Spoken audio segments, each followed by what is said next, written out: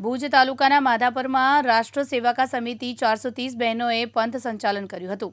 વિજયાદશમીને ઉત્સવ નિમિત્તે વિવિધ પ્રયોગોનું જીવન નિદર્શન કરાવ્યું। વિજયાદશમી ઉત્સવ અંતર્ગત વિવિધ કાર્યક્રમોનું પ્રત્યાશિત કરવામાં આવ્યું, જેમાં ઘોષ એટલે કે બેન્ડનું પણ નિર્દેશ બહેનો દ્વારા કરવામાં આવ્યું। યુદ્ધ એટલે કે કરાટે, જેમાં કોઈ શસ્ત્રની જરૂર નથી, જેનું નિર્દેશન અંજયાની સેવિકા બહેનો દ્વારા કરવામાં આવ્યું। દંડના પ્રયોગો દ્વારા આત્મરક્ષા, આત્મનિયંત્રણ અને અનુશાસન જેવા ગુણોને વિકાસ થાય તે હેતુથી તેનું પ્રત્યાક્ષિક નખત્રાણાની સેવિકા બહેનો દ્વારા રજૂ કરવામાં આવ્યું હતું। પિરામિડ નિર્દેશન મમુઆરાની બાલિકા શાખા દ્વારા કરવામાં આવ્યું અને ગણ ક્ષમતાનો નિર્દેશન વિથોણની સેવિકા બહેનો દ્વારા કરવામાં આવ્યું। વ્યાયામ યોગની રજૂઆત કોટડાની બહેનો દ્વારા कराई હતી।